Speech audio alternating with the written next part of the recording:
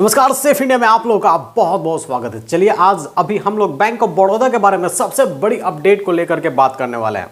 कल का मेरा वीडियो था जिसमें मैंने बोला था कि बैंक ऑफ बड़ौदा का एपीएस बहुत दिनों से यानी कुछ महीनों से काम नहीं कर रहा है। किसी किसी के पास काम कर रहा था, वो भी धीरे धीरे बंद होते जा रहा है। लेकिन उस वीडियो बनाने के बाद हमारे पास बहुत सारे ऐसे हमारे सब्सक्राइबर आए हैं कि वो हमारे बात से सहमत हैं, और उसी में से कुछ ऐसे भी लोग थे जिन लोगों के पास ट्रांजैक्शन अभी फिलहाल में हो रहे थे और हो रहे हैं।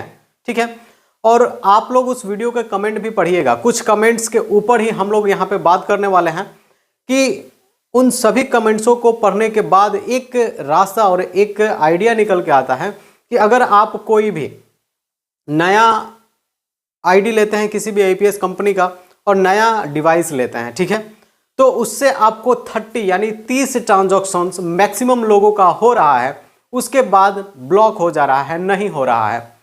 तो केवल 30 ट्रांजैक्शन पे आप लोग खुद सोचिए कि केवल 30 ट्रांजैक्शन पे आप लोग कितना इनकम कर पाइएगा, केवल और केवल 30 ट्रांजैक्शन पे।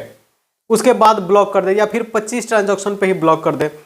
ऐसा भी हो सकता है कि आप पे नज़र ना जाए और आप 100 ट्रांजैक्शन भी कर लो, 200 ट्रांजैक्शन भी कर लो, लेकिन आपका आधार का जो मंत्रा मोर्फो वगैरह आप परचेज करने जाइएगा तो 22-2500 से कम का नहीं आता है।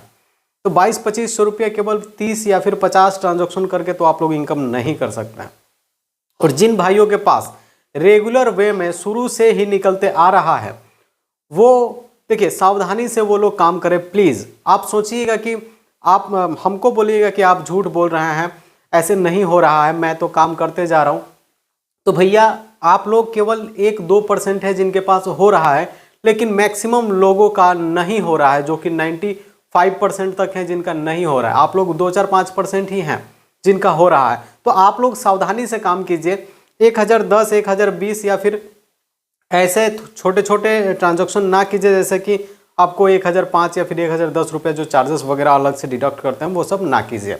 और रही बैंक ऑफ बड़ौदा की एपीएस की, तो ये तो चालू होना ही है। इसलिए चालू होना है क्योंकि जब पता चलेगा बैंक ऑफ बड़ौदा को कि हमारे कस्टमर्स टूट रहे हैं, हमारे कस्टमर्स कम हो रहे हैं, तो बैंक ऑफ बड़ौदा पे बहुत फ़र्क पड़ेगा। क्योंकि एपीएस एक बहुत बड़ी इंडस्ट्री है और बहुत ज़्यादा जो है फैल चुकी है।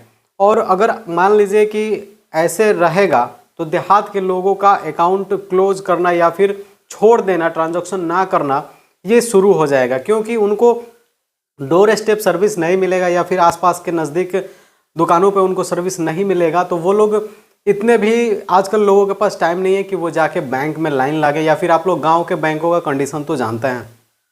तो इसलिए इसलिए भी चालू होगा क्योंकि जैसे कि बैंक ऑफ बड़ौदा से ये निकल के आ रहा था कि सरकारी कुछ बैंकों का सीएसपी है, वहाँ से बैंक ऑफ बड़ौदा का ट्रांजैक्शन हो रहा है। तो हमारे कुछ एसबीआई के सीएसपी चालक भी, सेंट्रल बैंक के सीएसपी चालक भी हमारे पास कमेंट किए हुए थे कि सर मेरे पास है भैया, मेरे पास है, लेकिन मैं सीएसपी चलाता हूँ एसबीआई का, लेकिन वहाँ से भी एपीएस से बैंक ऑफ बड़ौदा का ट्रांजैक्शन नहीं हो रहा है।